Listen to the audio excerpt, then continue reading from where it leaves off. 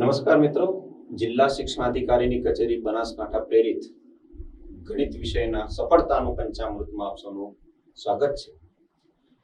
ગણિત વિષય માટે આપણે વિવિધતા જોઈએ એ પહેલા બાળકોને પેપર લખવા માટે ટાઈમ મેનેજમેન્ટની પહેલા વાત કરીશું કે 3 કલાકમાં પેપર પૂરું કરવા માટે બાળકો કેવું સમયનું પ્રબંધન કરી શકે છે.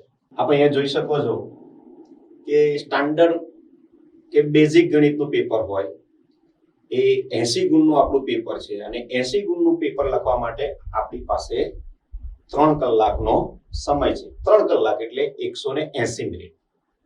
એ હિસાબે જોઈએ તો 1 ગુણનો પ્રશ્ન લખવા માટે આપણી પાસે 2 મિનિટ અને 15 સેકન્ડ જેટલો સમય, એટલે કોઈ પણ 1 ગુણના પ્રશ્ન માટે આપણે 2 મિનિટ અને 15 સેકન્ડ ફાળવી શકીએ.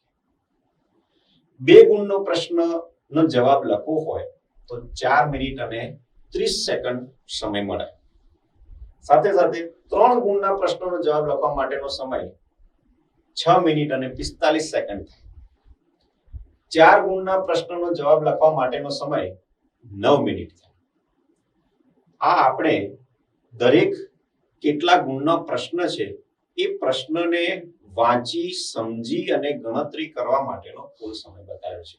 1 ગુણ માટે 2 મિનિટ 15 સેકન્ડ, 2 ગુણ માટે 4 મિનિટ 30 સેકન્ડ, 3 ગુણ માટે 6 મિનિટ 45 સેકન્ડ, 4 ગુણના પ્રશ્ન માટે 9 મિનિટ. આ આપણે દરેક પ્રશ્ન માટે સમજી શકીએ. હવે એ હિસાબે આપણે વિભાગ આખા માટે કેટલો સમય ફાળવી શકીએ જોઈએ. તો અહીંયા તમે જોઈ શકો કે વિભાગ એ જે આપણો છે 24 ગુણનો પ્રશ્ન છે અને આગળ આપણે 1 ગુણના પ્રશ્ન માટેના સમયના અનુસંધાને જોઈએ તો વિભાગ એ માટે આપણને ટોટલ 54 મિનિટ મળે છે. આ આપણે ખાલી એક સમજવા માટેનું કહ્યું છે કે ભાઈ વિભાગ એ માટે આપણે 54 મિનિટ ફાળવીએ. વિભાગ એ 54 મિનિટમાં પૂરો કરી દઈએ. વિભાગ બી છે એ 18 ગુણનો છે એટલે એ હિસાબે જોઈએ તો આપણને વિભાગ બી પૂરું કરવા માટે જો આપણે સમયનું પ્રબંધન કરીએ તો 40 મિનિટ અને 30 સેકન્ડ મળે. એવી જ રીતના વિભાગ સી પણ 18 ગુણનો છે અને એના માટે પણ આપણે 40 મિનિટ અને 30 સેકન્ડનો સમય ફાળવી શકીએ. અને છેલ્લો વિભાગ ડી 20 ગુણનો સમય છે. એના માટેનો સમય છે 45 મિનિટ. તો આપ જોઈ શકો છો વિભાગ એ માટે 54 મિનિટ, વિભાગ બી માટે 40 મિનિટ 30 સેકન્ડ, વિભાગ સી માટે પણ 40 મિનિટ 30 સેકન્ડ અને વિભાગ ડી માટે 45 મિનિટ. એમ કરીને કુલ ટોટલ આપણે 180 મિનિટ પૂરી થઈ શકે. હવે અહીંયા એવું જરૂરી નથી કે આપણે આ નક્કી કર્યું એટલા જ સમયમાં પૂરું કરીએ.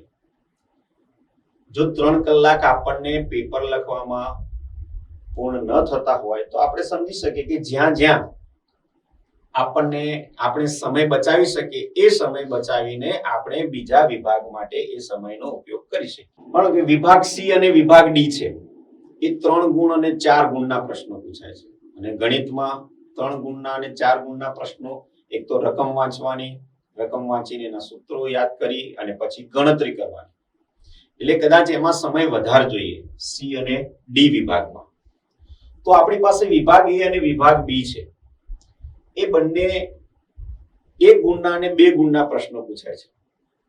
એટલે જો એમાં સમય બચે, માનો કે વિભાગ એના 54 મિનિટ છે પણ એ તમે માનો કે 40 મિનિટમાં પૂરું થઈ જાય તો તમારી 14 મિનિટ બચે તો એ પાછળના વિભાગમાં પણ કામ આવે.